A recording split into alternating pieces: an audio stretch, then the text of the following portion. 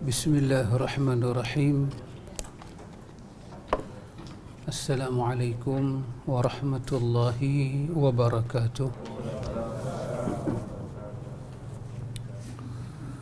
Alhamdulillah. Allahumma salli ala nabiyyina Muhammad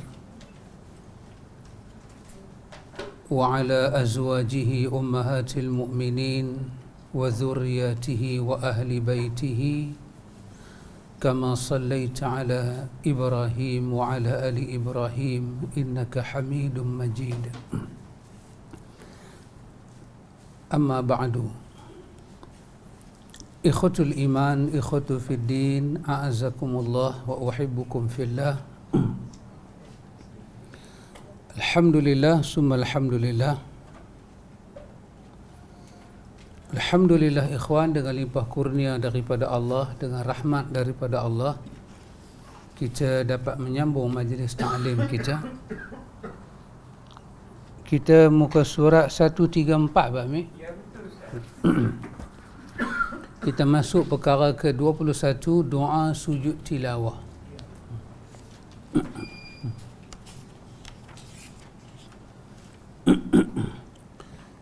Penulis bawa pada kita tentang apakah yang Nabi baca dalam sujud tilawah, iaitu sujud berkaitan dengan bacaan. Kita baca Quran, jumpa tempat sujud, sama ada dalam salat ataupun di luar salat, maka dianjurkan kepada kita sujud. Dikatakan, ulama tafsir kata, ranna iblis salasata ran. Ranna iblisu salasata ran. Iblis ni menjerit ran, maksud dia macam kena setan tu. Tapi dia tu setan lah, tak kena setan lah, dia setan. Dia menjerit apa? Oh, macam ranna. Menjerit dia dengan 3 kali jeritan. Satu, bila dia menjerit, ini ulama tafsir kata bukan hadis. Ini kita jumpa dalam tafsir Qurtubi ketika dia menceritakan tentang kelebihan suratul Fatihah. Yang pertama, dia menjerit bila dibangkitkan Nabi Muhammad. Bila Nabi akhir zaman muncul, dia menjerit dengan jeritan yang sangat menyakitkan dia. Yang kedua, dia menjerit masa turun suratul Fatihah.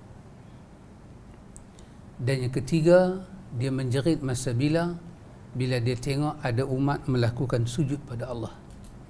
Dia menjerit dengan jeritannya sangat dahsyat, kuat. Sebelum daripada ni, kita baca berkenaan dengan sujud dalam salat. Tapi ini sujud di luar salat. Sujud di luar salat ada berapa jenis? Ada sujud tilawah, ada sujud syukur, ada sujud sahwi juga kan. Sujud sahwi kadang dalam salat, kadang di luar salat. Baik.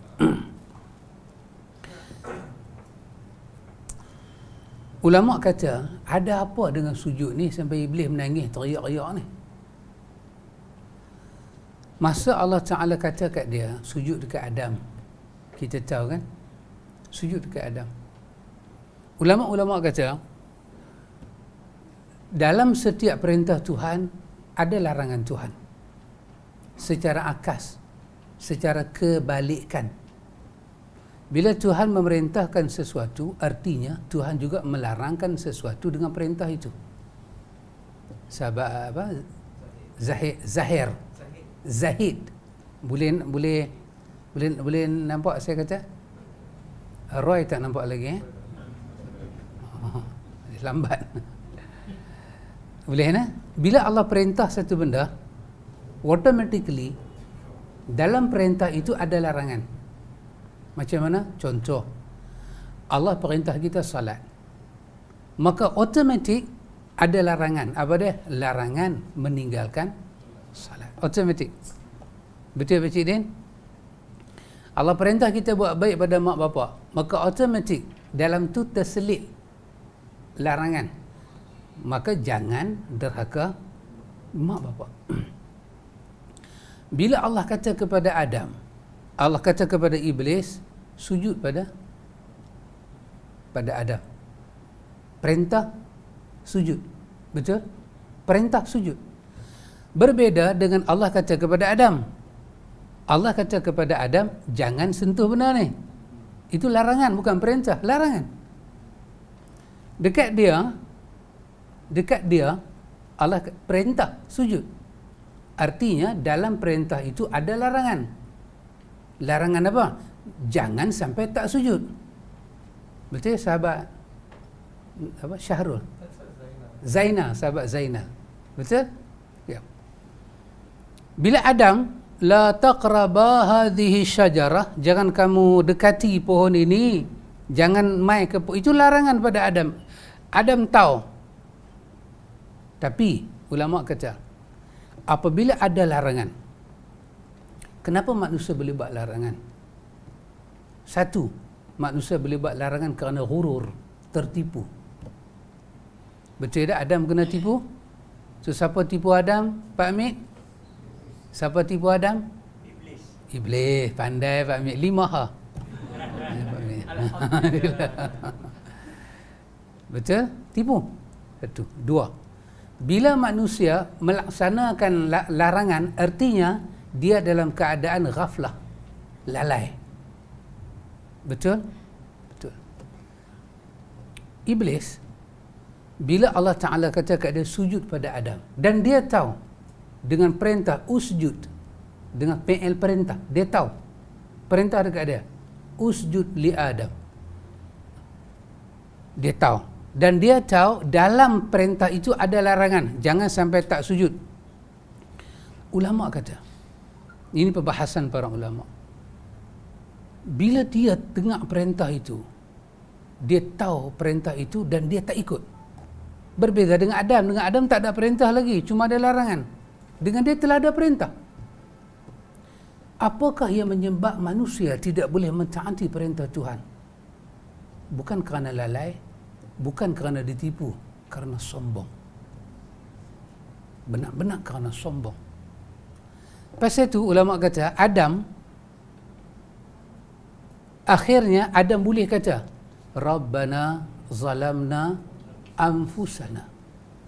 Tuhan, aku telah zalim diri aku. Aku buat dosa. Dan Allah kata dalam surah Toha, Adam buat dosa. Adam terlalai, Adam terleka dengan hasutan. Adam boleh kata, wa illam taghfir lana wa tarhamna lanakunanna minal khasirin. Adam kata. Tapi dia tak boleh kata. 3 keluar daripada syurga, Adam, Hawa, Iblis, yang kata 2, seorang tak kata. Kenapa? Kerana dia tidak ada yang menipu. Dia tidak ada yang melalaikan dia. Melainkan benar-benar kerana sombong. Maka Allah mendedahkan apa yang ada dalam hati dia dengan suatu dialog dalam syurga.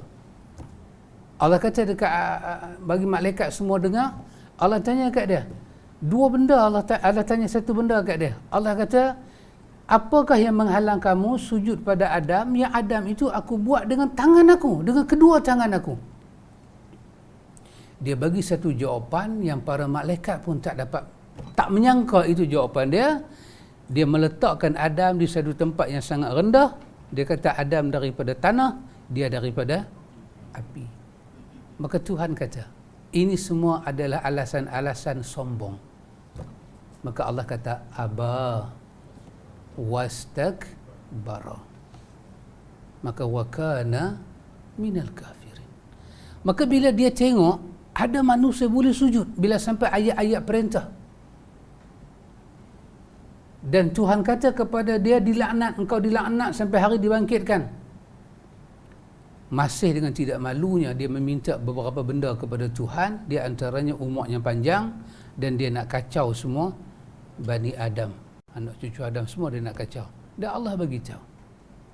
Allah bagi tahu ke dia, ambillah apa yang kamu nak, tapi hamba-hamba aku sentiasa aku pelihara.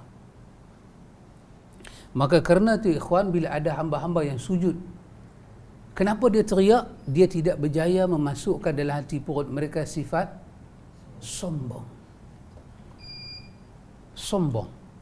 Lepas itu pakcik, mengikut sunnah adalah perintah. Betul? Menjauhi bid'ah adalah larangan. Betul? Baik. Antara buat bid'ah dengan ikut sunnah, yang mana dia tak boleh tahan? Dia tak boleh lagi orang ikut sunnah walaupun tak buat bid'ah. Kalau orang tu buat bid'ah, dia seronok, tapi tak ada lah dia nak sampai potong kek. Pasal kalau orang itu boleh ikut sunnah, automatik orang itu tidak akan pergi ke arah lain. Tapi kalau orang itu buat bid'ah, masa orang itu buat bid'ah, belum ada jaminan yang kukuh lagi, dia tidak akan pergi kepada Muhammad. Maka dia cukup takut kalau orang ikut sunnah ni. Cukup takut. Maka apa dia buat? Kalau hang tak buat bid'ah pun tak apa, Muhammad jangan ikut. Kerana mengikut Muhammad adalah perintah. Dan manusia dalam catatan laporan sejarah daripada Nabi diutuskan sampailah hari kiamat, manusia yang tidak ikut Nabi Muhammad hanyalah manusia yang sombong. Tidak ada sebab lain. Tak ada. Sebab apa tak boleh ikut Nabi Muhammad? Sebab apa? So kalau kita kata Abang Syarif, if I tell you tell ke tell pakcik? Tell lah, tak payah bayang kan? Tell, if I tell you, senang. Tu kena bayang. Kalau saya kata, ada satu kawan dia menasihat saya, Abang Syarif. Dia kata kat saya, Ustaz, jagalah rumah tangga elok-elok. Ada anak, ada isteri, jaga elok-elok. Sebab dia nampak saya berpoya-poya. Ini contoh, jangan jaga saya macam tu. Ini contoh. Pak Haji tak buat kerja lagu tu, Pak Haji tak buat. Ini contoh. Saya kata kat dia, saya kata, brother, saya memang ada isteri, saya memang ada anak. Tetapi sahabat, ini ada lagi orang ni, nama perempuan ni, dia tak ada suami, dia janda. Saya pun kena tolong dia juga. Dia pun tanggungjawab saya juga. Tapi saya, kalau demi untuk tolong dia, terpaksalah anak saya tak makan, bini saya tak makan, saya sanggup pasal ini pahala besar. Abang Syarif dengar alasan saya bagi lagu tu, tapi saya tak bagi, saya abang betul-betul ya. Pak Haji tak buat lagu tu, ni Pak Haji lain. Abang Syarif boleh terima ke alasan tu? Pak Cik Din, boleh terima alasan tu? Alasan apa ni? Ini alasan ke? Ini yang awak kata saya terima nikahnya. Ini tak, tapi saya bagi tahu Islam ni agama charity. Memanglah charity. Awak bagi bini hang terkedarah bukan charity kan? Sedangkan saya tahu ini tanggungjawab saya. Bila Iblis kata kepada Tuhan, Adam dibuat daripada tanah, tak dapat diterima. Apa ni? Alasan ke ni? Ini bukan alasan. Bagilah satu alasan. Kenapa kau tak boleh sujud? Kalau dia kata macam mana saya nak sujud ke Adam? Adam ni dia makan buah kuldi lah, dia ni tengok dia buat sawarai dalam. Kalau dia bagi alasan tu, I think maybe ya pernah lah. Tapi dia tak bagi, dia bagi tahu pada benda yang Adam tak pernah memilih. Adam dibuat daripada apa? Adam tak pernah merancang dia dibuat daripada apa? Best baju sahabat. Jom ngaji. Ada selai lagi? Ha? Lama punya? Oh, jom ngaji ya. Bagus. Ya. Tak boleh terima Pak Cik Din. Tak boleh terima. So laksanakanlah amanah yang Tuhan bagi pada kita dulu. Apa dia? Amanah Tuhan kepada dia sujud pada Adam. Kerana itu dalam sujud itu dia menggugurkan apa dia? Sombong. Kita tazkiyah, kita dicuci. Nabi kata, bagaimana pandangan kamu satu orang yang semayang, satu orang yang mandi sungai satu hari 5 kali? Sahabat kata, nescaya tidak ada daki di badan kan dia bersih. Nabi kata demikianlah orang yang salat 5 waktu sehari semalam, dicuci jiwa dia dengan Tuhan, dengan bacaan, dengan tasbih, dengan rokok, dengan i'tidah, dengan penghayatan, dengan wirid-wirid yang ada, lepas tu dengan permohonan munajat dia kepada Tuhan, maka sangat dibersihkan. Maka kerana itu bila dikatakan, ulama tafsir kata bila berlaku sujud tilawah ke sujud syukur, ranna iblis, dia akan jadi dia jadi menangis yang dia jadi ranna iblis, dia tak suka tengok orang sujud. Maka Nabi mengajak kita beberapa bacaan dalam sujud ini, sujud tilawah. Kata penulis, sajjada wajhiya lilladzi khalaqahu wa syaqqa sam'ahu wa basarahu bihaulihi wa quwwatihi fatabarakallahu ahsanul khaliqin. Yang ni ikhwan, saya fikir sama dengan muka surat 130, perkara yang ke-44 itu. Wajahku bersujud kepada yang menciptakannya, yang membukakan pendengaran dan penglihatannya dengan daya dan kekuatannya. Maha suci Allah sebaik-baik pencipta. Sahabiah yang meriwayatkan hadis ini adalah Aisyah radhiyallahu anha.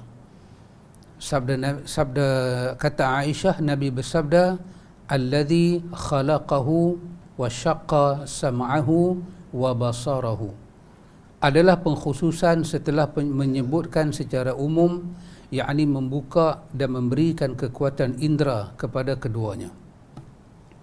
Syaqqa dalam bahasa merujuk belah, dibelah satu benda, berlaku belah, dibelah. Allah Ta'ala kata syaqqa sam'ahu, Allah belah pendengaran kita. Dan kita jadi dalam bentuk apa? Darah, nutfah, alaqah, mudghah kan. Lepas tu dalam segumpul daging. Lepas tu Tuhan belah bagi ada pendengaran, bagi ada penglihatan. Sabda Nabi bihaulihi, yakni dengan kekuatannya, bihaulihi, dan menghindarkan keduanya dari segala kerosakan. Dengan bihaulihi, dengan kemampuan Allah Ta'ala, dengan daya Allah Ta'ala. Masa Tuhan letak kita dalam perut mak kita itu, Tuhan jaga kita. Tuhan jaga kita bihaulihi, dengan haulnya. Dan sabda Nabi wa quwwatihi, yakni kemampuannya untuk memberi ketetapan dan membantu keduanya. Dengan kekuatannya, bila Tuhan belah pendengaran dan penglihatan kita, maka dengan kemampuan dia, dengan kekuatan dia lah dia nak bagi mata kita ni berfungsi, telinga kita ni berfungsi. Fatabarakallahu ahsanul khaliqin. Maka Allah Ta'ala kata, maha suci Allah. Fatabarakallah, maha berkat Allah Ta'ala, dan dia ahsanul khaliqin, sebaik-baik pencipta. Maka ini dianjurkan kepada kita dalam riwayat Tirmizi, Ahmad, dan disetujui oleh Az-Zahabi, juga riwayat Al-Hakim. Maka hadis ini, bacaan ini dibaca dalam sujud tilawah kita. Pagi jemaah orang tu baca kan, ada sujud sajadah, baca ni, sajada wajhiya lilladzi khalaqahu wa syaqqa sam'ahu wa basarahu bihaulihi wa quwwatihi fatabarakallahu ahsanul khaliqin. Kemudian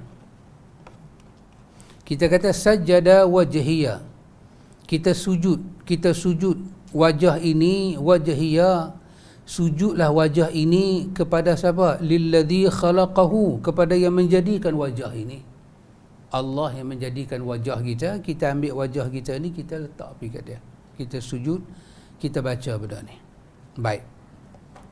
Kata penulis, Allahumma ktub li biha indaka ajra wa da' anni biha wizra waj'alha li indaka zukhra wa taqabbalha minni kama taqabbaltaha min abdika Dawud. Ya Allah, tuliskanlah untukku dengan sujud ini pahala di sisimu, dan hapuskanlah kerananya dosaku. Lalu jadikanlah sujud ini sebagai simpanan pahala bagiku di sisimu. Terimalah sujud ini sebagaimana engkau menerimanya dari hambamu Daud. Ini dalam hadis Tirmizi, juga Al-Hakim, dan disetujui oleh Az-Zahabi, kedudukan hadis ini sahih. Sahabat yang meriwayatkan hadis ini adalah Abdullah bin Abbas radhiyallahu anhuma. Katanya Nabi bersabda, Allahumma ktubli, Allahumma ktubli. Maksudnya, tetapkanlah untukku pahala dengan sujud tersebut. Allahumma ktubli. Kalau kita terjemah literal, ya Allah, tulislah bagiku. Tulislah bagiku. Tulislah bagiku. Tulis apa? Penulis kata di sini maksud dia tulis pahala. Kita sujud, diminta tulis pahala. Penat ikhwan, kita sujud, kita rokok, kita apa, tiba-tiba tak ada apa. Allahu Akbar. Penat haji. Sangat-sangat penat dan memenatkan. Kalau kita tak rasa penat tu di dunia, kita akan rasa akhirat esok. Maka bila kita sujud pada Allah, Allahumma ktubli, ya Allah, tuliskanlah bagiku. Tulis, dengan sujud ni kau tulis. Tentulah kita minta Tuhan tulis benda yang baik. Maka benda baik di sini apa dia? Tulis saya hamba yang sujud. Saya hamba yang syukur. Saya hamba yang tak sombong. Saya hamba yang benar. Saya hamba yang bersyukur padamu. Ya Allah, tulis saya ni orang yang sujud pada engkau. Sabda Nabi, wada' yakni gugurkanlah. Sabda beliau, wizra yakni dosa. Wada' anni biha wizra. Nabi kata, Allahumma ktub li biha indaka ajra. Tulislah bagi saya dengan sujud ini di sisi engkau pahala. Wada' anni biha wizra. Ya Allah, angkatlah dengan sujud ini daripada saya kesalahan-kesalahan saya. Itulah nilai sujud ikhwan. Dia mengangkat kesalahan dan dia menyebabkan tertulisnya kebajikan. Kata penulis, wizara di sini maksud dia dosa, bebanan dosa. Wizara, bebanan hidup. Allah kata dalam ayat apa? Alam nashrah laka sadrak wa wada'na anka wizrak alladhi anqadha zahrak. Ada benda yang menjadi bebanan atas bahu Nabi, mengetatkan dada Nabi. Allah kata, dha'ka, kami angkat. Bila kami angkat wizra, kau jadi lapang dada Muhammad. Jadi terbuka dada, kau jadi dapat melihat akhirat. Penulis kata di sini, maka diminta angkat daripada kita ni, angkat daripada kita ni, ataupun dengan makna gugur daripada kita ni kesalahan. Satu, sujud, minta Allah Ta'ala tulis satu pahala yang besar, dan Tuhan gugurkan satu kesalahan yang besar. Sabda Nabi, zukhra, waj'alha li 'indaka zukhra. Zukhra yakni simpanan. Jadi kalau sujud ini sebagai simpanan di sisi engkau. Jadikan sujud ni satu benda yang disimpan di sisi Tuhan. Besok balik ke sana nak tengok balik sujud tu. Kata penulis, ada yang berpendapat maksudnya di sini adalah pahala. Permohonan pahala diulang kerana hal yang sesuai dengan kedudukan doa adalah dengan memanjangkannya. Ada yang berpendapat penyebutan pahala yang pertama adalah meminta agar ganjaran dituliskan, sedang penyebutan pahala di sini merupakan permohonan agar pahala tersebut tetap berlangsung, selamat dari hal yang dapat menggugurkannya. Waj'alha li 'indaka zukhra. Jadikanlah pahala ni, terangkatnya dosa, gugurnya satu dosa, tertulisnya satu pahala, dan jadikanlah benda ni zukhra, benda ni tak terhapus. Ya betul ikhwan, nanti ada banyak benda-benda kita buat yang kita tak sedar menghapuskan kebajikan. Dalam riwayat Muslim kan, hadis Abu Hurairah, Nabi tanya pada sahabat, kamu tahu tak siapa dia orang yang muflis? Orang yang muflis ni orang yang beramal kan? Puasa, sembahyang, semua dia buat. Tapi bila dia balik di hari akhirat, dia muflis. Betul. Nabi beritahu kenapa jadi lagu tu. Di hari akhirat dia jumpa orang-orang yang pernah syatama. Satu orang bangkit dia kata, syatamani, hada, darabani, hada, qazafani, hada. Dia maki saya, dia pukul saya, dia buat saya macam ni, dia safaka dami hada, dia tumpahkan darah saya. Maka dibalas dengan kebajikan, maka dia jadi muflis. Ketika itu apa dia? Ketika itu amalan dia di hari akhirat tidak ada zukhra, tidak ada simpanan. Maka kita minta dalam sujud ini, apa yang kita sujud ada pahala, diangkat dosa, dan benda itu tidak hilang di dunia ni. Kata Nabi, kama taqabbaltaha min abdika Daud, iaitu seperti yang digambarkan Allah. Maka dia meminta ampun kepada Rabb-Nya, lalu menyungkur sujud dan bertaubat. Dalam surah Sad ayat 24, maksudnya adalah meminta agar diterima secara mutlak. Daud alaihi salam dalam surah Sad ini, Allah cerita macam inilah cara dia minta Tuhan, menyembah dia, sujud dia kepada Tuhan dan meminta Tuhan terima dia. Maka Nabi dalam doa ni, Nabi kata, wa taqabbalha minni, terimalah semua yang saya minta tadi ini daripada saya. Kama taqabbaltaha min abdika Daud, seperti mana kau terima sujudnya Daud alaihi salam.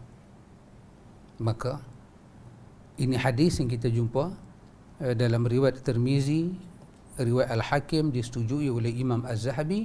Ini di antara benda yang Nabi baca dalam sujud, dalam sujud tilawah ataupun dalam sujud syukur, boleh dibaca. Baik.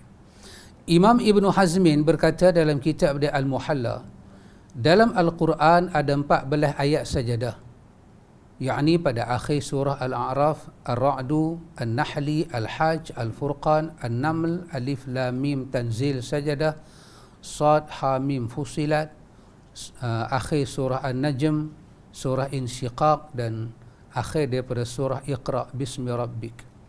Ibn Hazmin kata ini semua ayat-ayat berkaitan dengan sujud. Penulis kata yang benarnya bahawa tempat ayat sajadah yang terdapat dalam Quran itu ada 15. Sebab pada surah sajadah, Ibn Hazmin kata ada 14, dia kata ada 15. Sebab pada surah Al-Hajj terdapat 2 ayat sajadah. Berdasarkan hadis Uqbah bin Amir radhiyallahu anhu, dia berkata, aku bertanya, ya Rasulullah, apakah surah Al-Hajj itu diutamakan kerana dia memiliki 2 ayat sajadah? Baginda menjawab, benar, dan barang siapa yang tidak sujud pada 2 ayat ini, janganlah ia membacanya. Ini ada dalam riwayat Abi Daud. Bukanlah larang membaca, tapi kalau dah kita sampai, dah ulama pun tak sepakat menyatakan sujud itu wajib. Tidak, tetapi hadis menganjurkan kepada kita untuk sujud. Itu sahaja. Yang satu orang tak sujud pun tak apa, baca Quran sampai ayat sejadah, dia tak mau sujud pun tak apa. Ada ulama kata kalau tak mau sujud, tukar dengan bacaan tasbih, subhanallah walhamdulillah wala ilaha illallah wallahu akbar. Tapi tidak ada riwayat yang menyokong, cuma perkataan para ulama saja. Bila tak sujud, jangan duduk diam-diam. Tadi bila kata sujud, iblis teriak. Bila kita tak sujud, dia tak jadi teriak, dia dah ready nak teriak, tak sujud pula, dia potong kek lah pula. Kita meninggalkan satu sunnah. Semalam kita belajar Riyadhus Salihin, betul? Bab yang kita belajar semalam, Tuan Haji Ahmad, bila saya cakap jangan tunduk ke bawah. Semalam kita bercakap bab jangan cabut uban di kepala, di janggut kan, atau di mana-mana badan kita. Uban yang dimaksudkan itu adalah uban tua, bukan uban penyakit. Sebab uban ada 3 jenis kan, saya dah habaq dah. Baik. Nawawi, cuma ulama kata kalau ada orang cabut uban juga bukanlah haram. Cuma perbuatan itu tidak menunjukkan waqar. Waqar ni apa dia? Sakhsiyah Muslim. Kewibawaan dia depan Tuhan. Tuhan nak bila kita ni masa tu masa rambut bertukar jadi putih. Tuhan punya mau. Itu takdir Tuhan. Tiba-tiba kita ubah. Kita pakai itu, kita pakai ini. Kita macam tidak ada waqar, wibawa depan Tuhan. Tuhan mau terima apa yang dia bagi. Nawawi punya dia nak habaq kata jangan cabut ni semalam. Dia sokong dengan hadis yang kedua. Hadis Aisyah radhiyallahu anha, hadis Muslim kan? Dia masuk hadis itu, siapa yang beramal dengan satu amalan yang tidak ada dalam petunjuk kami ini tidak diterima. Jadi kalau kita fikir apa kena mengena hadis itu dengan hadis jangan cabut ni? Nawawi nak bagi tahu seumur hidup Muhammad tak pernah cabut uban. Maka siapa cabut uban, perbuatan itu bukan daripada Nabi. Maka tak diterima perbuatan cabut uban, tak dibagi pahala. Maka yang dibagi pahalanya ialah biah uban. Sekiranya uban itu uban, ubannya betul ya. Kalau uban kerana sakit, 25 ada uban, what is it? 25 ada uban ni mesti rapla. Mesti tersilap makan ubat. Atau dia makan akak kayu terlebih badan dia panas, rambut dia bertukar jadi putih. Yang macam ni kena berubat. Yang ni pergi cukup kepala, tak apa. Tapi main macam umur saya baca, dia pergi cabut selai-selai, dia tak kena. Bukanlah tua sangat, tapi sendiri mau tahu lah. Umur-umur kita lagu ni tak patut cabut. Sebab Tuhan bagi itu, uban Tuhan bagi sebagai tanda apa? Di hari kiamat, cahaya, nur, nur mukmin di hari kiamat. Nur seorang Muslim di hari kiamat, cahaya. Maka yang ni, Nabi ajak kita bila Nabi ajak kita bila lalu pada ayat sujud dalam solat atau luar solat, ayat sejadah kita sujud. Ya, tidak ada perintah wajib, tapi dianjurkan. So, bila kita lalu ayat tu kita tak sujud, maka itu bukan daripada mencontohi Nabi. Walaupun tak berdosa, tetapi dia seperti Imam Ibn Qayyim kata, apabila ada benda afdal dan kurang afdal, akan berlakulah tiupan di hati kita, di jiwa kita untuk memilih yang tidak afdal, dan itu ketahuilah daripada tiupan syaitan. Ditiup kita, jangan buat. Pasal ini ada kat Nabi. Sebab abang tadi kan, bila kata dia tak suka sangat orang ikut sunnah ni, dia tak suka sangat. Tak ikut apa tak apa, tapi jangan ikut sunnah. Kerana Allah menjanjikan keampunan dan kasih sayang Allah kepada orang yang ikut cara Nabi. Kerana itu tak ada salah apa-apa kalau kita lalu ayat itu kita tak sujud, tidak ditulis kepada kita dosa apa, cuma gugurlah kepada kita kelebihan masa itu. Masa itu yang kalau kita nak cover balik, kita kena baca balik ayat itu, kita kena sujud balik. Maka kita dah buang bangsa kita. Baik. Imam Ibn Qudamah di dalam Al-Mughni, dia kata syarat melakukan sujud tilawah itu seperti persyaratan yang terdapat pada solat sunnah. Di antaranya adalah suci daripada hadas dan najis, menutup aurat, menghadap kiblat serta niat. Ibn Qudamah kata lagu tu, siapa-siapa yang baca Quran, dia nak sujud, maka dia kena pastikan dia dalam keadaan tutup aurat, dia tidak ada hadas, tidak ada najis, dia menghadap kiblat, dia ada yang sembahyang semua, dan serta dia ada niat untuk melakukan sujud tilawah, baru dia sujud. Ini pandangan siapa? Pandangan Imam Ibn Qudamah. Baik. Kata dia, dan dia kena menghadap kiblat, tak boleh sujud sembarangan. Quran dalam mazhab Syafi'i boleh dibaca walaupun tak ada wuduk. Yang dia maksud dengan baca Quran tak ada wuduk ni yang kita hafal. So kita hafal banyak ayat, kita boleh baca lah. Tiba-tiba kena ayat sujud. So kalau kita nak sujud mengikut pandangan Ibn Qudamah, maka tak boleh kita nak kena ambil wuduk, kita kena tutup aurat, apa lagi? Menghadap kiblat, elakkan daripada najis-najis semua dengan niat. Jadi dia kata persyaratan dia sama dengan syarat solat, bermakna ada takbir, ada salam. Syarat solat, Allahu Akbar, sujud. Allahu Akbar, bangkit, Assalamualaikum warahmatullahi. Begitu dia mau. Baik. Tak apa, kita tengok lagi. Sepengetahuan kami, kata penulis, tak ada perselisihan pendapat dalam hal ni, kecuali apa yang diriwayatkan daripada Uthman bin Affan tentang wanita haid yang mendengar ayat sajadah itu dibacakan. Dia memberi isyarat dengan kepalanya. Ini yang menjadi pendapat Sa'id bin Musayyib. Sa'id bin Musayyib atau Sa'id bin Musayyab. Dia kata wanita yang keuzuran, kalau dia dengar orang baca ayat tu, dia terus sujud. Pasal apa? Pasal syarat sujud itu kena dalam suci. Dia tak boleh semayang, maka dia tak boleh sujud. Maka dia cuma bagilah angguk isyarat macam sujud. Dia memberi ta'zim, tahiyat, penghormatan, pengagungan kepada kalam Allah. Takat tu je, tapi dia jangan sujud. Ibnu Qudamah melanjutkan, hendaklah orang yang melakukan sujud itu mengucap Allahumma laka sajadtu. Seperti bacaan dalam sujud. Dia kena ucap.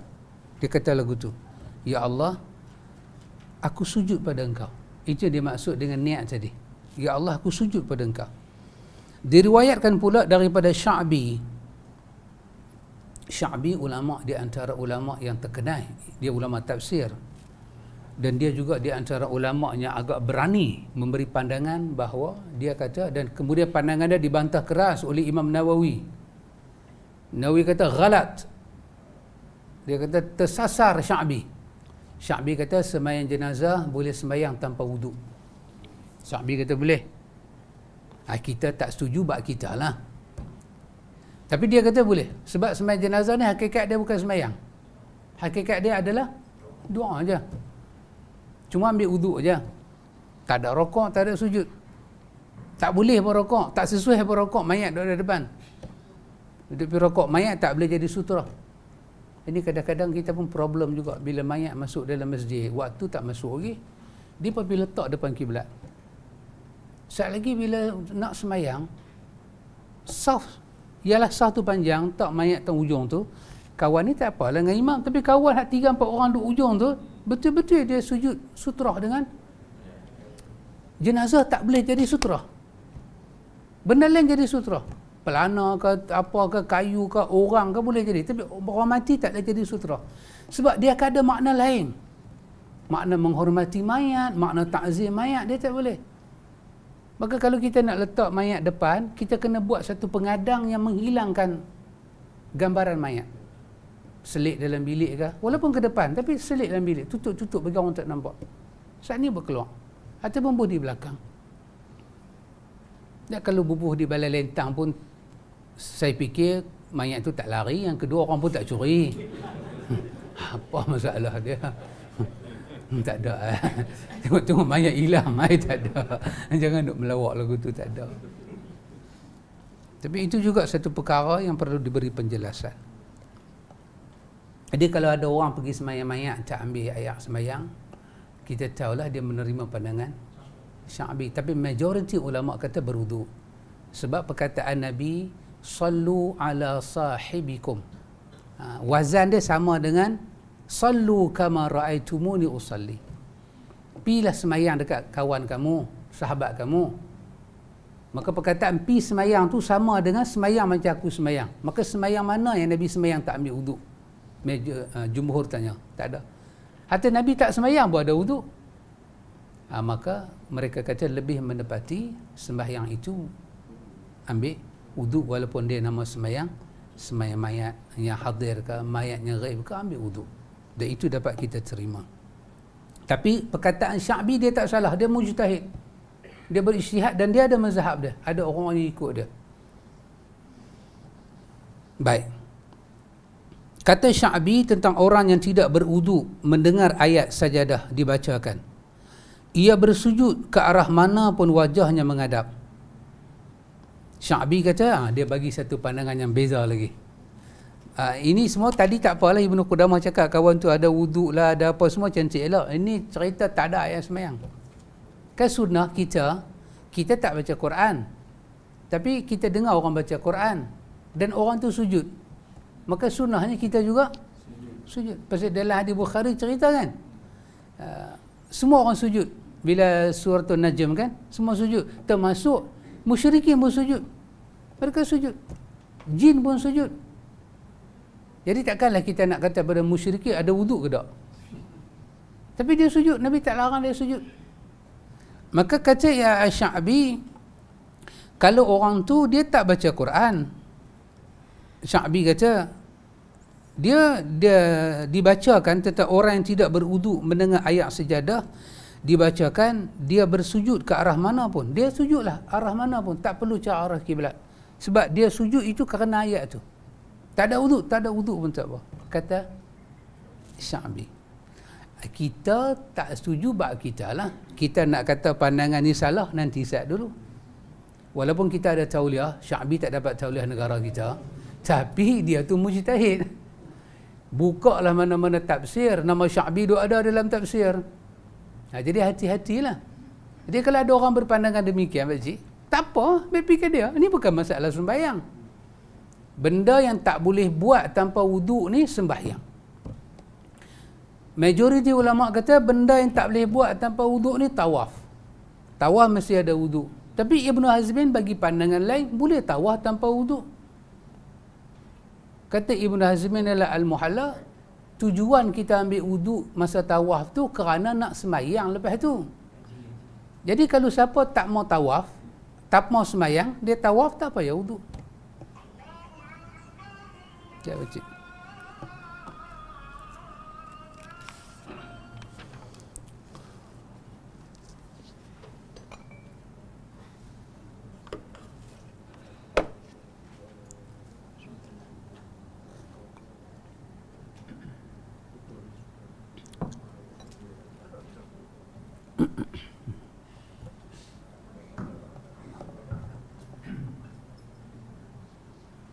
Allahu Akbar, Allahu Akbar, Allahu Akbar, Allahu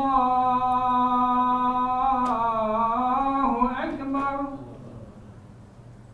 Ashhadu an la ilaha illallah. Ashhadu an la ilaha illallah.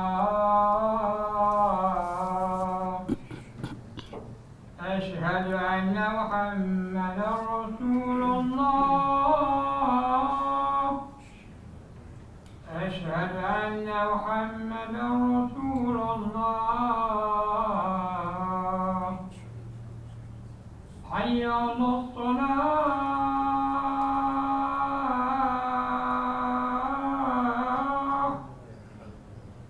حي على الصلاة.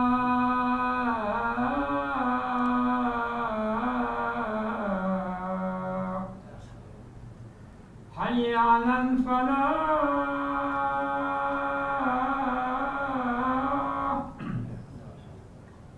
حي على الفلاح.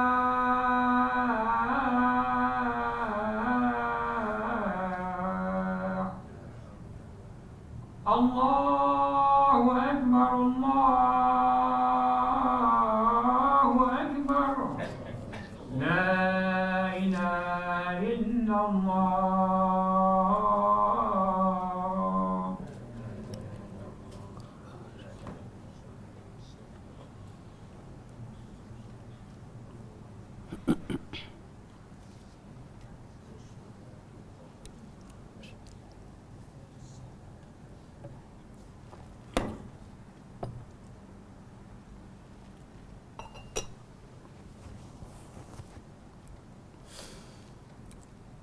Ikhwatul iman, ikhwatu fiddin, a'azakumullah wa uhibbukum fillah.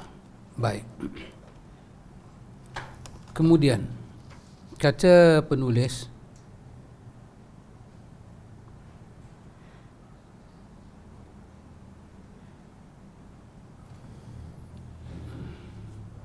namun dia kata pendapat yang kami landasi oleh sabda Nabi SAW, Allah tidak akan menerima salat yang dilakukan tanpa bersuci. Penulis ni Dia kata dalam hadis, Nabi kata Allah tak menerima solat tanpa wuduk. Maka makna umum ini juga mencakup makna sujud. Sebab sujud ini juga termasuk kategori solat.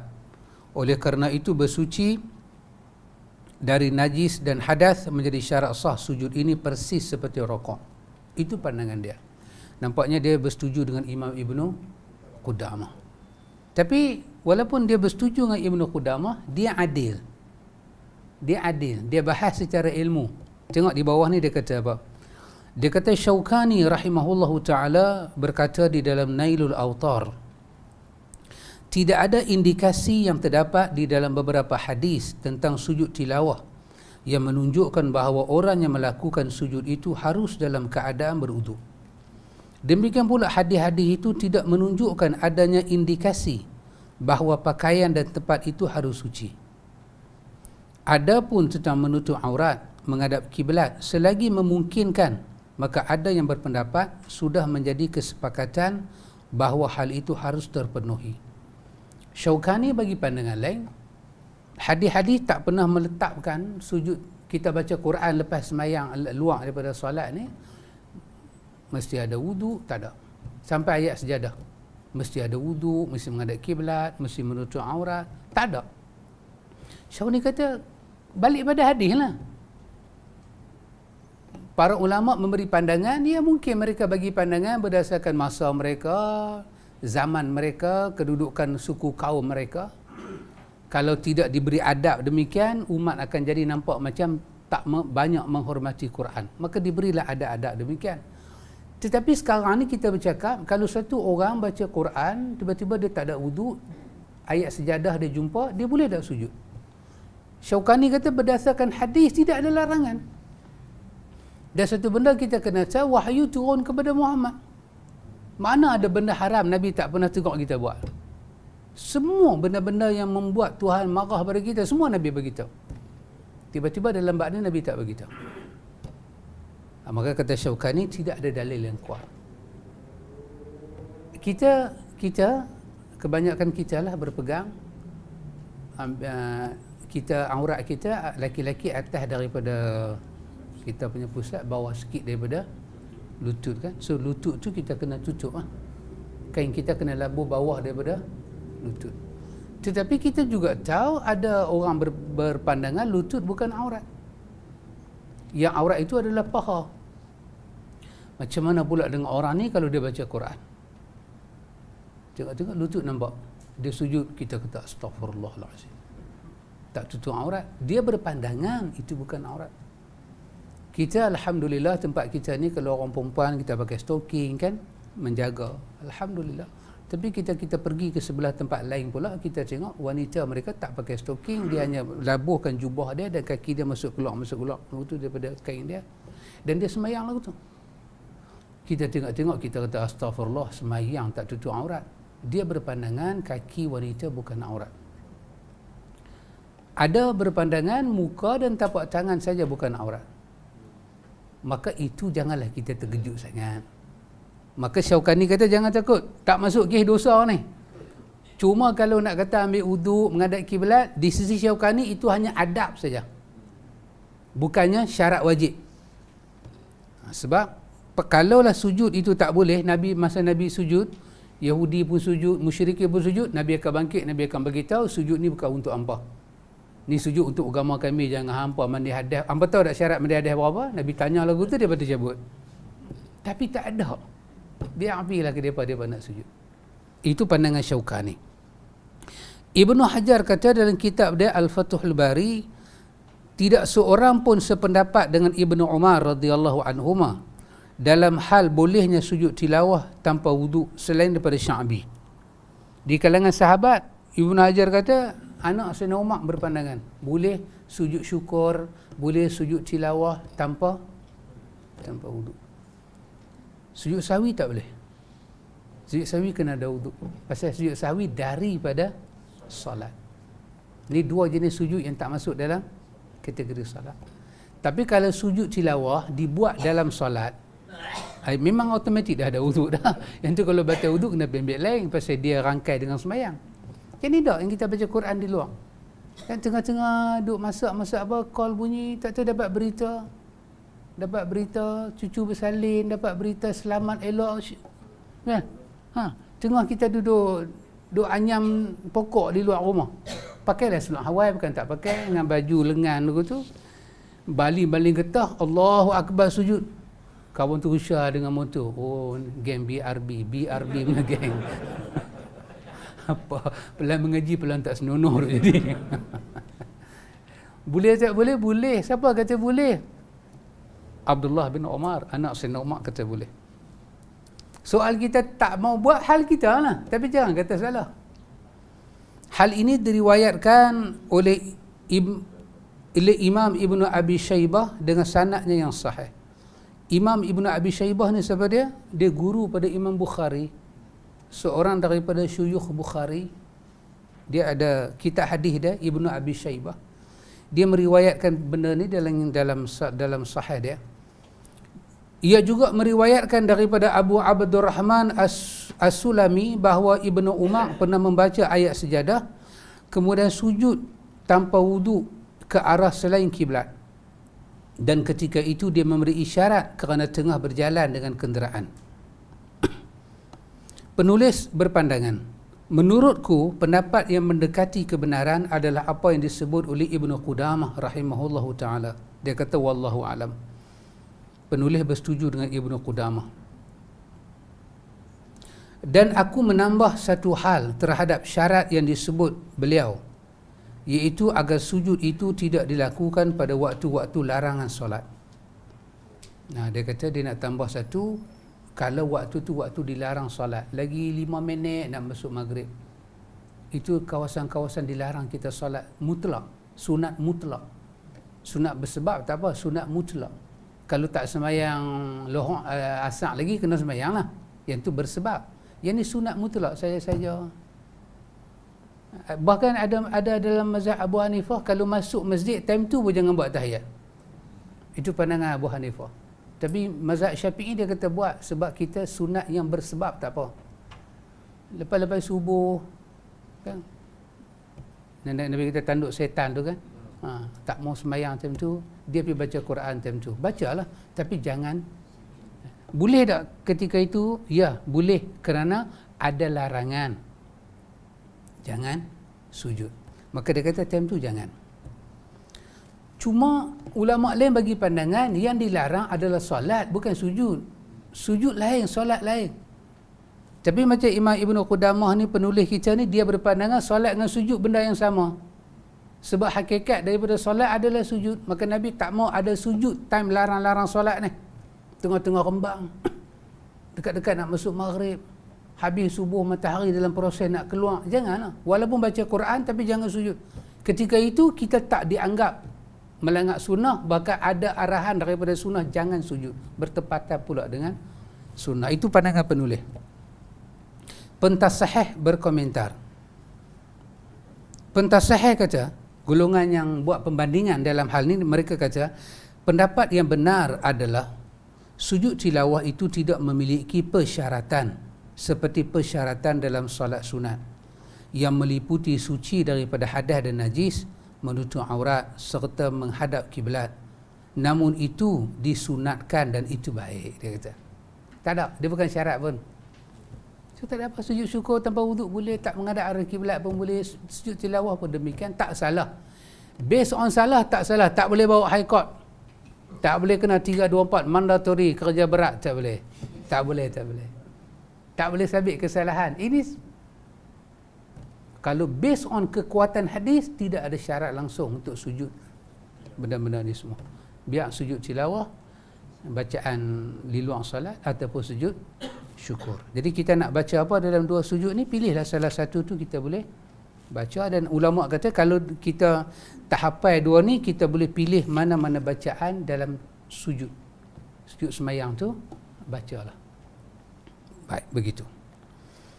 Kata dia, pendapat ini dipandang lebih kuat oleh Syekhul Islam Ibnu Taimiyah, murid beliau Ibnu Qayyim, Syekh bin Baz dan Ibnu Utsaimin rahimahumullah. Adapun orang yang sedang junub janganlah dia membaca Al-Quran sedikit pun sampai dia bersuci. Ini pandangan dia juga. Adapun orang berjunub orang dalam hadas besar, laki-laki dalam hadas besar tak mandi wajib lagi, janganlah dia pergi sujud. Dia dengan tak mandi, apalagi dengan orang baca ayat sujud, dia pun Allahu Akbar sujud. Penulis kata tak salah. Itu pandangan penulis. Tapi based on hadis, dilarang ke? Tak ada larangan juga. Tak ada larangan juga. Based on hadis, boleh tak wanita dalam haid, dalam nifas baca Quran? Tak ada juga larangan. Sebab wanita dilarang buat benda-benda yang jelas tak ada khilaf para ulama. Apa dia? 1, puasa. 2, sembahyang. Betul? 3, tawaf. 4, jima' dengan suami dia. Itu pun Nabi kata isna'u kulla syai' illa nikah. Nabi kata berseronoklah dengan suami kamu kecuali nikah. Jangan sampai ke kawasan itu saja. 4 benda ni saja yang sabit dalam hadis, wanita tak boleh. Haram mutlak. Wanita nak masuk Masjidil Haram tak ada larangan. Bahkan Imam Ibn Hazmin dengan pandangannya yang berbeza dengan ulama lain dalam Al-Muhalla, dia kata masa Nabi buat haji, mustahil Nabi nak pergi buat satu sebelum Arafah kan, sebelum bagi khutbah di Arafah, Nabi bercakap publik besar-besar, apa boleh masuk perempuan, jangan tawaf kalau ni, macam Aisyah. Nabi kata pada Aisyah, apa orang haji buat semua kau buat kecuali tawaf. Ibn Hazmin kata, Nabi tak kata ke dia jangan masuk dalam Masjidil Haram, jangan tidur dalam Masjidil Haram, jangan pegang Kaabah, jangan. Dalam banyak-banyak orang yang tidur, Ibn Hazmin kata takkan tak ada seorang yang mimpi kot based on psycho. Takkan tak ada kot, dia kata. Mesti ada. Tapi Nabi tak masuk balik ke masjid bagi ucapan, siapa-siapa yang semalam mimpi, lah ni keluar. Tak ada. Nabi tak halau siapa-siapa.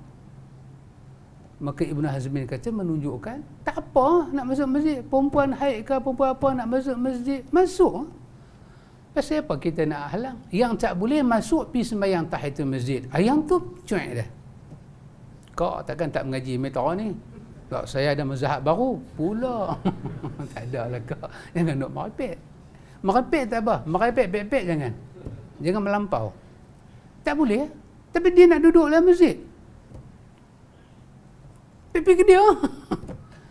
Kadang ada perempuan-perempuan dan jenis duduk makan bawang banyak ni. Dia tengok dia duduk dalam masjid tak sembahyang. Dengar kuliah tak sembahyang. Dia pun tak sembahyang juga. Tapi dia mungkin jamak kot. Dia duduk usyar dia tu. Dia tanya. Dia kalau dia tengok saja, dia tak pergi tegur, dia macam dia gatai dalam sini. Kena penyakit ulu hati ke dia gatai. Dia kata tak sembahyang ke? Dia tu kata cuti. Cuti. Tak boleh duduk ni tempat sembahyang. Saya ikut Ibn Hazmin. Pengsan. Berbuih mulut. Berbuih mulut dia. Mana Ibn Hazmin pula? Tak apa. Kita nak pegang haram, peganglah. Bila kita main lagu tu, kita tak usahlah pi. Kita. Tapi nak halang orang lain, itu hak orang lain. Kerana pandangan ni banyak. Banyak tu tengok guru-guru tahfiz di sebelah-sebelah Pakistan, di sebelah-sebelah Arab ni, hafizah-hafizah ni, mereka sentiasa dengan budak-budak banat ni. Budak-budak perempuan yang hafaz Quran ni. Tu tengok tak ada masa dia tak baca Quran. Duk dengar suara dia jerkah budak tu, dia baling rehan kat budak ni, dia kilah tangan budak tu, menjerit budak tu. Budak tu keluar dengan air mata. Saya ingat orang Melayu kalau tengok depa ni ajar Quran tak antak dah. Tak antak dah. Kasar walaupun dia guru perempuan. Dia senyah kepala budak tu atas Quran. Berapa kali aku duk cerita ke hang, baca dia senyah kepala budak tu. Kita kata boleh arwah budak yang tak bernafas. Tengok tak? 3 tahun duduk dengan dia jadi hafizah. Dengan kita duduk 16 tahun, Fatihah pun tak hafal. Dia senyum. Saya tengok sekali kat atas Masjidil Haram tu, dia tu sebat budak. Budak tu kena sebat kita mengeliat. Kita kata, kalau duduk di Malaysia ni 324 mandatori kerja berat. Sabit mahkamah rendah syariah ni. Tak ada. Dia sebat ikut suka, dia kilah tangan jari dia pulas lagu tu. Taklah sampai patah. Dia pulas budak tu, dia tampak habis. Boleh. Boleh dapat Quran. Jadi mereka dengan pandangan mereka. So kita nak berpandangan macam mana tu atas kita. Baik. Oleh kerana itu, kata penulis Ibnu Umar radhiyallahu anhuma, yang merupakan orang yang getol. Agus tak ada malam ni. Begitu tegar mengikut sunnah. Dia pernah turun dari tunggangannya, lalu mengambil ayat, kemudian menunggang kenderaannya, lalu membaca ayat sejadah, lantas bersujud dan dia tidak berwudu. Ini di last tu penulis tu kata Ibnu Umar pernah buat lagu tu. Dia pernah sujud dalam keadaan tidak berwudu. Bermakna benda ni boleh lah. Yang kita kena jaga ni hanya untuk sembahyang sahaja. Lain daripada sembahyang, hal itu taklah berat sangat. Kita nak jaga, kita jaga. Kita baca Quran sampai ayat sujud, kita pusing badan kita cari arah kiblat, kita perbetul aurat kita. Tak ada wuduk ni, lari pergi ambil sat, terpulanglah. Siapa pun tak boleh kata apa ke kita. Kita mengamalkan demokrasi. Boleh buat. Masih dalam pandangan para ulama. Dengan dini pula kita tengok, dengan baca Quran, dengan kain pun nampak pusat, ayat sujud, Allah nampak turun sujud macam tu, ambil kain-kain sebai lagu tu aja, Allah nampak macam tak senonoh. Pun itu hak dia. Masing-masing bila sujud dia merasakan dekat dengan Tuhan dan membesarkan ajaran Nabi dia, itu yang penting. Maka hanya tidak ada apa-apa. Ikhwan, saya ingin menambah sedikit apa yang disebut oleh para ulama kita dalam hal berkaitan dengan sujud syukur ni, ikhwan. Kita jumpa bacaan yang ada pada malam ini. Bacaan yang kedua itu yang ada dalam riwayat Abdullah bin Abbas itu.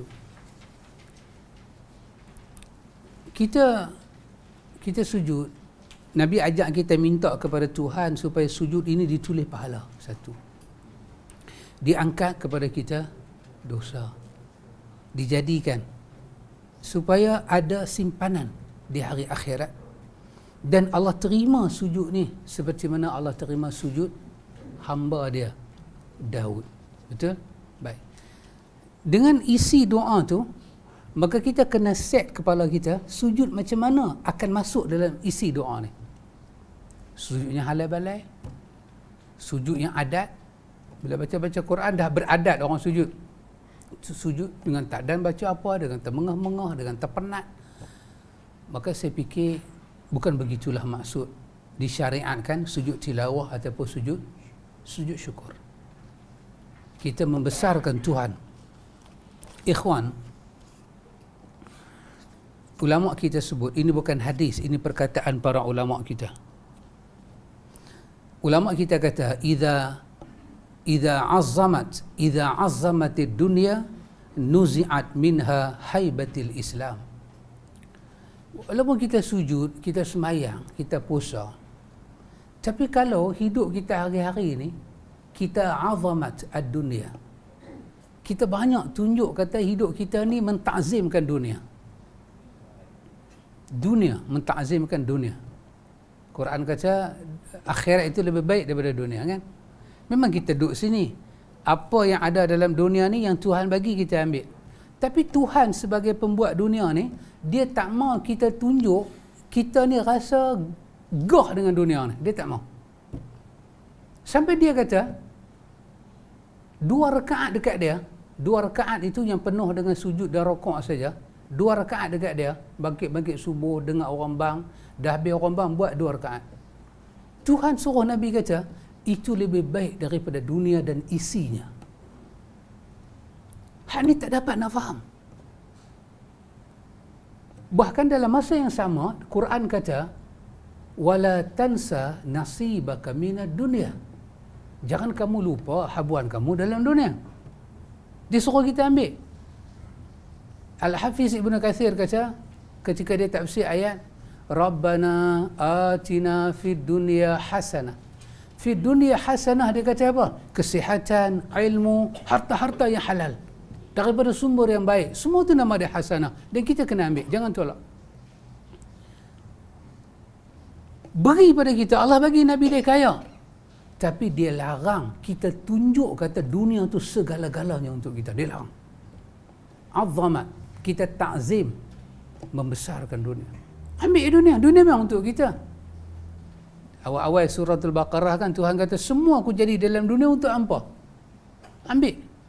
Pasal tu kaedah agama ni dengan satu kaedah yang besar, dalam dunia ni semua kita boleh buat. Dia start dengan boleh.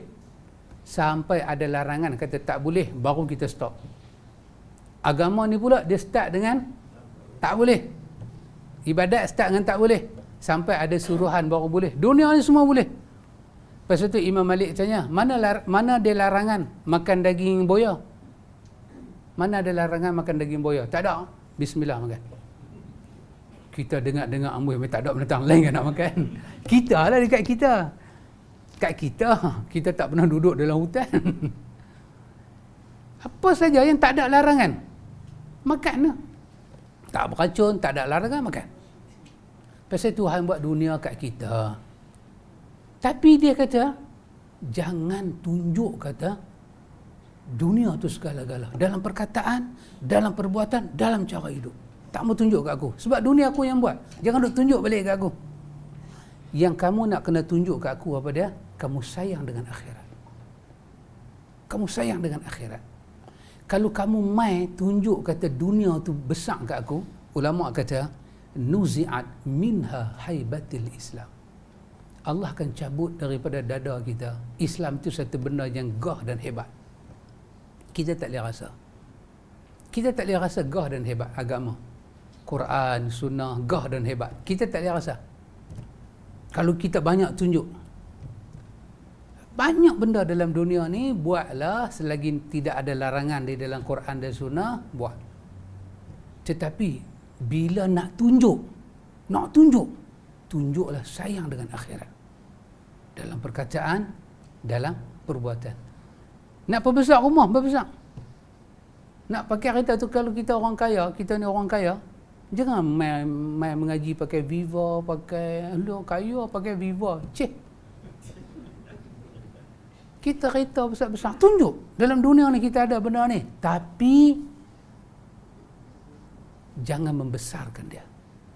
Wa amma bi ni'mati rabbika fahaddis.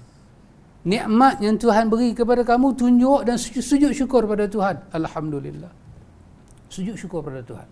Tapi jangan main tunjuk ke Tuhan. Jangan sembang pasal dunia. Tuhan tak. Dunia akan Tuhan binasakan. Tanda-tanda kiamat itu adalah tanda kata dunia nak hancur. Tapi akhirat tak pernah hancur. Ini Tuhan kata wal akhiratu khairun wa abqa inna hadha la fi suhufil ula suhufi Ibrahim wa Musa. Kami habaq kata dunia lebih baik, lebih kekal daripada akhirat ni. Akhirat lebih kekal, lebih baik daripada dunia ni. Bukan baru dalam suhufnya awal-awal dulu. Masa turun dekat Ibrahim dan Musa, kami dah habaq dah benda ni. Quran kata, benda ni bukan benda baru Muhammad. Sebelum kau kami dah habaq dah. Maka Tuhan nak kita tunjuk sayang kepada agama dia. Maka dalam bentuk sayang ni, Allah kata kalau kamu sayang kepada Allah, tunjuklah dengan kamu ikut Muhammad. Ikut Muhammad. Nanti Allah akan bagi keampunan dan Allah tunjuk kasih sayang pada kamu. Perkara kedua, para ulama kata, kalau kita duduk dalam dunia ni, kita duduk secara nafsi-nafsi. Duduk cara nafsi-nafsi. Nafsi-nafsi ni maksud dia apa? Hang-hang aku-akulah. Hang nak susah ke, hang nak apa, hang punya pasal. Aku tak perlu fikir pasal perasaan hang, hang tak perlu fikir pasal perasaan aku. Aku nak pakai kereta macam mana, kereta aku, rotek aku, insurans aku.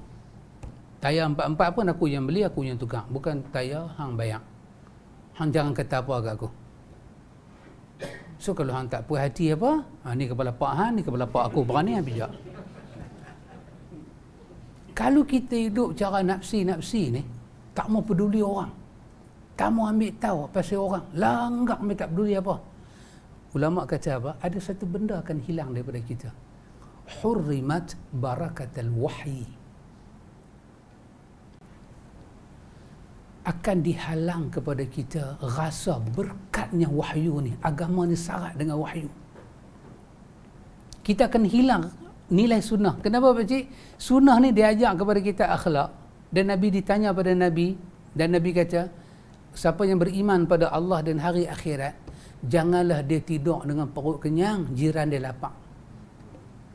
Nabi habaq ambil tahu tu. Janganlah macam tu. Kita tak tahulah dia lapar, tapi bila kita tahu kata benda dia lapar, so kita tak boleh duduk diam. Kalau kita boleh duduk diam juga, bermakna kita hidup cara nafsi. Kita ketika itu kita semayang, kita puasa, kita apa, berkat kita belajar wahyu tu tak sampai dalam hati kita, terhalang. Rahmat Allah. Pasal itu pakcik, di antara benda kita syukur pada Tuhan ni kerana dapat rahmat. Kita kena syukur pada Allah kita dapat rahmat. Bila kita kenang rahmat Tuhan bagi ke kita, ya Allah. Rahmat ni apa dia? Kasih sayang Allah. Kasih sayang Allah ni ada dua jenis, kan? Satu kasih sayang yang khas, satu kasih sayang yang am. Tuhan ni dengan sifat rahmat dia bagi dalam dunia ni siapa nak makan. Anak ni dia bagi bukan pada orang beriman saja, orang tak beriman pun dia bagi. Dia buka seluas-luasnya. Tapi rahmat dia yang khas. Anda tengok besok bila kita nak masuk syurga, apa penyebab kita masuk syurga? Apa benda yang kita boleh pakai untuk sampai ke syurga? Satu, amal soleh kita. Amal soleh yang kita buat dengan ikhlas dan ikut Nabi, cara Nabi. Itu amal soleh. Amal soleh ni kalau tak ada, kita tak tercalon sebagai ahli syurga, kena sidang lain. Macam mana ni main loy kosong ni, macam mana? Yang buat amal soleh pun kena sidang. Macam mana buat amal soleh ni? Tak ikut cara Nabi. Pendek kata kena ada amal soleh nak masuk syurga. Yang kedua, di antara benda yang buat kita selamat di akhirat boleh sampai ke syurga adalah syafaat. Syafaat ni kalau kita terjemah dalam bahasa cakap kita, dalam secara lurah, secara alih bahasa, iaitu pertolongan satu orang kepada satu orang dengan keizinan Tuhan. Esok di hari akhirat ada beberapa golongan yang Tuhan benarkan dia bagi pertolongan, tapi dengan izin Tuhan. Itu syafaat. Nabi yang pertama. Lagi satu, kita masuk syurga ni dengan apa? Dengan rahmat Tuhan. Oh, rahmat ni cukup besar.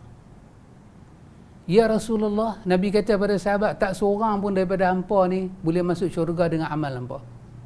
Sahabat kata, engkau termasuk engkau kaya Rasulullah? Nabi kata, wala ana. Ya betul, Nabi kata, aku pun tak terkecuali. Melainkan dengan rahmat Allah lah aku masuk syurga. Dengan rahmat. Dengan rahmat Tuhan. Cacat kita, celah kita, dengan rahmat dia, kasih sayang dia. Tiba-tiba ikhwan, masa kita duduk dalam dunia ni, sebesar-besar ni, dia kata kat kita dalam ayat 107 dalam surah Al-Anbiya, dia kata apa? Wa ma arsalnaka illa rahmatan lil alamin. Tidak aku utuskan engkau Muhammad melainkan rahmat kepada sekalian alam. Oh, dahsyat. Pakcik, dalam kita belajar dulu masa kita di Baitul Ilmi dulu, ingat dah lagi mata pelajaran Al-Asma'ul Husna. Siapa aja? Ustaz Luqman Madinah, kan? Saya hanya mengulang. Saya masa tu saya pergi kelas dia. Saya mengulang balik apa yang dia cakap. Berapa tahun silam? 4-5 tahun lah. Maybe 2 election lah. PH dulu, lama dulu lah. Sebelum PH lagi. Dan ni P, dan ni bukan P. Baik. Ingat tak? 99 nama Tuhan. Ustaz Luqman ceritakan. 99 nama Tuhan. Ambil Rahman. Kan? Ya, dua nama kita asingkan. Allah dengan Rahim. Allah dengan Rahim kita asingkan. Lepas tu kita hak lain tu kita ambil hak banyak-banyak tu. Al-Hayyu, betul? Al-Qayyum, betul? Kalau ni kita pakai nama orang. Andai kata satu kawan kita dipanggil dengan Qayyum. Qayyum. Kita panggil dia Qayyum. Boleh? Kita panggil dia dengan nama Qayyum.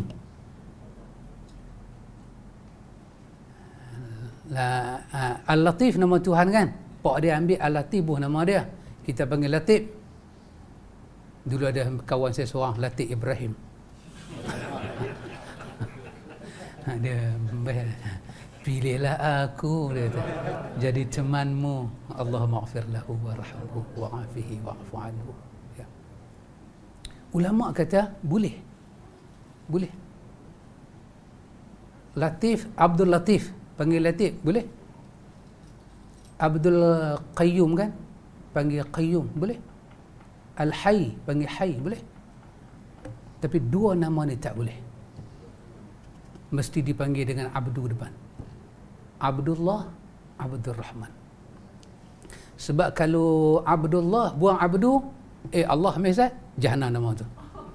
Betul ya? Nama dia Abdullah, buang Abdu. Jadi apa? Allah, tak boleh, haram. Kena panggil Abdu. Lagi satu, Rahim. Tak boleh panggil Rahim. Hukum dia berdosa. Kena panggil Abdul Rahim. Kenapa? Kerana dia rahmat Tuhan. Lain semua boleh tanpa Abdu. Tapi bila buh nama, kita buh nama Abdul Rahman lah. Tapi duk panggil ni Rahman, boleh. Tapi Rahim saya tak boleh. Kerana dia mewakili sifat khas Tuhan. Dalam Al-Quran, ingat, ini pelajaran 4 tahun silam tau. Dalam Al-Quran, perkataan Rahim disebut oleh Tuhan lebih daripada 113 kali. Semua ayat-ayat Quran berkaitan dengan Rahim tu, Tuhan sebut pasal diri dia.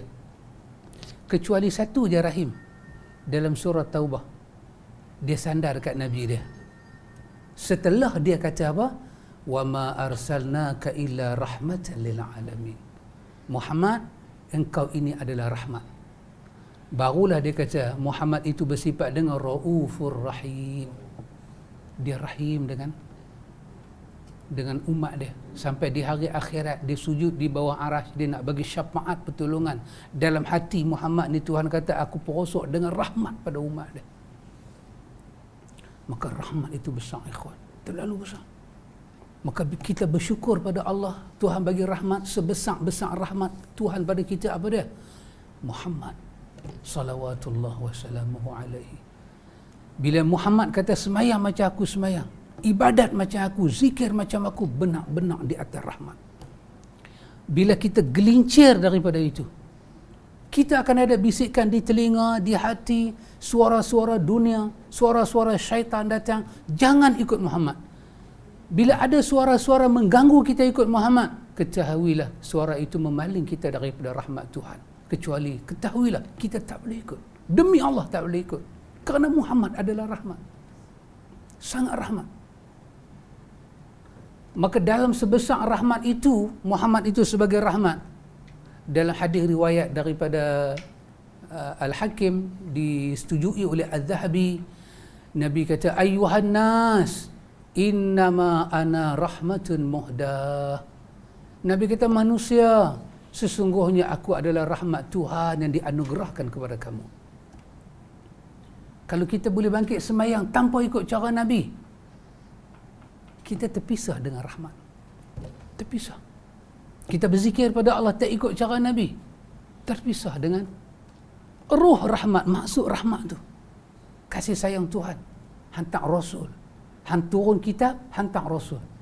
Dan Muhammad itu Raufur Rahim. Ya Allah, ya Tuhan, ikhwan. Dan Allah dengan rahmat. Kita bawa amal kita nak sampai pintu syurga, boleh dengan amal kita sampai pintu syurga, tapi nak buka tak boleh lagi. Dengan rahmat Tuhan lah pintu syurga tu terbuka. Tak layak kita dengan anugerah Tuhan sebesar tu. Baru tu rahmat Tuhan ni sangat kita perlukan. Maka apakah petanda kita dapat rahmat Tuhan? Pertanda paling awal bila kita beriman kepada Allah dan kita mentauhidkan Allah dan beriman kepada Muhammad. Itu petanda awal. Petanda awal. Allah membuka ruang kepada kita untuk belajar tentang insan yang dikatakan rahmatan lil alamin. Sampai dalam rahmatan lil alamin itu diposok satu ayat dalam surah Qalam, wa innaka la'ala khuluqil azim. Dahsyat akhlak kamu Muhammad, akhlak yang rahmatan lil alamin. Azim akhlak kamu. Jadi kalau terpisahlah kita dengan Muhammad, artinya kita terpisah dengan rahmat Tuhan. Kalau kita makin dekat, hari-hari kita dekat dengan Muhammad dan hati kita terbuka untuk mengenal sunnah Nabi dengan lebih dekat, ketahuilah kita dekat dengan rahmat. Pasal tu masa mula-mula Imam Syafi'i dalam Manaqib dia cerita, masa dia dah habis belajar, dia keluar pergi mengajar orang, ya Imam Ahmad dan Ishaq bin Rahawih tercengang melihat kuliah dia. Apa dia kata pada manusia? Dia kata pada orang ramai, dia kata, tanyalah dekat aku tentang Nabi kamu yang diutuskan sebagai rahmat. Tanya pasal dia, jangan tanya pasal orang lain. Aku terangkan kepada kamu pasal dia. Oh ya Allah, ikhwan. Abang Syarif,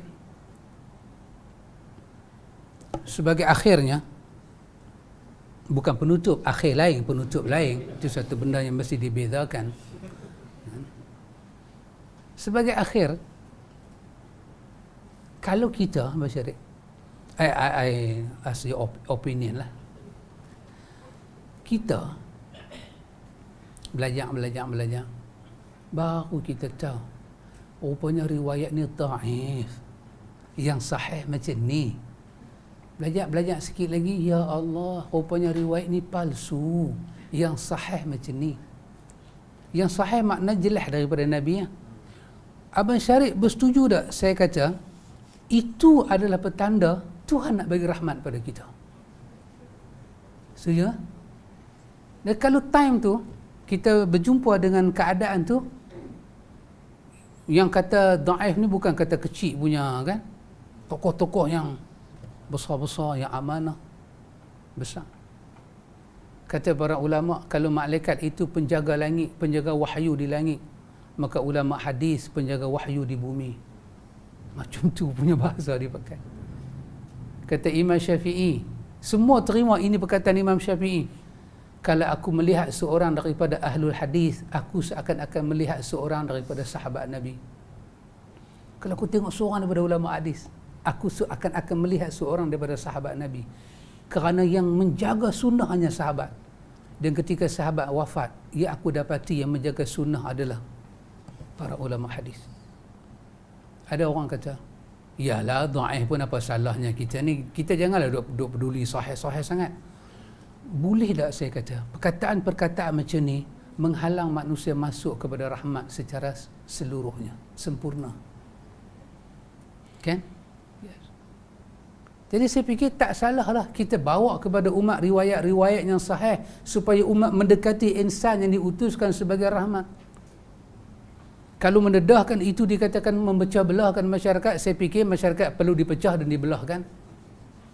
Kerana kata orang Melayu, kalau tidak dipecahkan buyung, mana dapat dia punya sagu. Betul Pak Mek? Ya. Kalaulah geng-geng ruyung tu, dia keluar, dia buat demo kat kita, hampa tak ada kerja lain mai pecah kami. Kami duk aman elok dalam ni, hampa mai pecah. Apa kita nak jawab kat dia? Kita kata pasal aku mau sagu. Dia kalau mau sagu pun jangan duk pecah ruyung lah habis.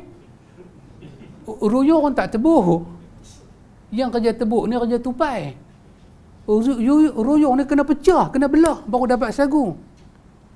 Pasal apa mai pecah belah umat? Kami dah lama dah dengan amalan lagu ni. Tiba-tiba mai bagi tahu Nabi tak buat.